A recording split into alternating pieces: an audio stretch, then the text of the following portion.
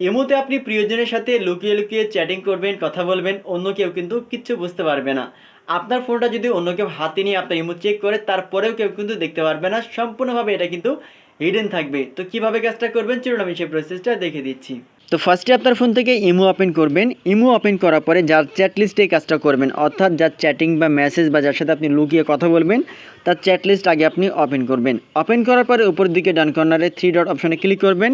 এরপরে নিচের দিকে আসবেন, দেখবেন ইনভিজিবল ফ্রেন্ড লেখা থাকবে, আপনি এখানে জাস্ট ক্লিক করে এটা অন করবেন। এরপরে নিচে অ্যাড ইনভিজিবল ফ্রেন্ড লেখা থাকবে, এখানে আপনি ক্লিক করবেন। এরপর এখান থেকে তার আইডি শো করবে।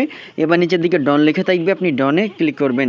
এরপর এখান থেকে আপনাকে 4 ডিজিটের একটা পাসওয়ার্ড দিতে হবে। তো এখান থেকে একটা আমি পাসওয়ার্ড দিলাম, তারপরে এখান থেকে আপনাকে ডাবল করে আবার পাসওয়ার্ড দিতে হবে। আপনি পাসওয়ার্ড শো করবেন। পাসওয়ার্ড দেওয়ার পরে এখান থেকে ডন লেখা থাকবে, ডনে ক্লিক করবেন। ডনে ক্লিক করার পরে এখান থেকে এবার আপনি ব্যাক করবেন। এখান থেকে জাস্ট আমি একটু ব্যাক করলাম, দেখেন এখান থেকে ব্যাক করতেছি। যে ব্যাক করার পরে উপরে কিন্তু তার আইডির এখানে শো করছে tap to hide invisible friend লেখা আছে।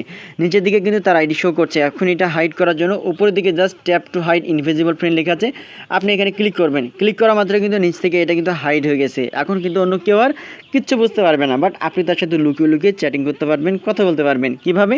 আপনি ইমো ওপেন করবেন, এরপরে ওপর দিকে বাম কর্নারে আপনার ইমোর যে প্রোফাইল রয়েছে প্রোফাইলে ক্লিক করবেন।